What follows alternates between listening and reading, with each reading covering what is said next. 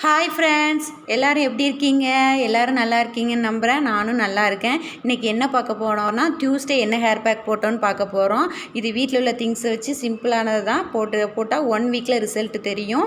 கத்தாழையை cut பண்ணிக்கிட்டேன். அதில் yellow கலரில் லிக்யூடு வர்ற வரைக்கும் கொஞ்சம் நேரம் வச்சுருங்க. நல்லா வெளியே வந்த பிறகு அதை வாஷ் பண்ணிவிட்டு சைடில் உள்ள முள், சென்டரில் உள்ள ஸ்கின் எல்லாம் நல்லா பீல் பண்ணி எடுத்துக்கோங்க.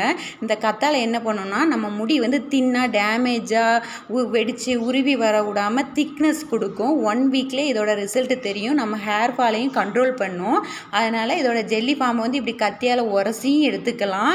இல்லை எனக்கு உரசி எடுக்க டைம் இல்லைன்னா 7 தண்ணியில் வாஷ் பண்ணி நீங்கள் கிரைண்ட் பண்ணிக்கோங்க. ஒரு மிக்ஸி ஜாரில் போட்டு தண்ணி எதுவும் கலக்க வேண்டாம். ஏன்னா இதுவே லிக்யூடு பதத்தில் தான் இருக்கும். வீட்டில் வந்து நம்ம பழைய சோறு கஞ்சி இருக்கு பாருங்கள், ஊறின சோறை அரைச்சிங்கன்னா நல்ல க்ரீமியாக கிடைக்கும். ஆனால் என்கிட்ட இல்லாதனால நான் சுடு சோறை தான் ஆறின பிறகு அந்த கத்தாழையோடு சேர்த்து கிரைண்ட் பண்ணி வச்சுருக்கேன். இது வந்து ஃபில்டர்லாம் பண்ண முடியாது, க்ரீமி பதத்தில் தான் இருக்கும். இதை நீங்கள் அப்படியே அப்ளை பண்ணலாம். ஷாம்பு போடுறவங்க கொஞ்சம் தண்ணி மட்டும் கலந்துக்கோங்க. நான் வந்து ஹோம்மேடு சிகைக்காய் வச்சுருக்கிறதுனால அதை போட்டுட்டு நான் மிக்ஸ் பண்ணி நல்லா லிக்யூடு பதத்தில் தண்ணி பதத்தில் வச்சு நான் ஹேர் பேக் அப்ளை பண்ணுவேன். ஒரு 20 மினிட்ஸ் ஊற வச்சுட்டு குளிச்சு பாருங்கள். செம்மையாக 1 வீக்கில் ரிசல்ட் கொடுக்கும். தேங்க்யூ ஃப்ரெண்ட்ஸ், பாய்.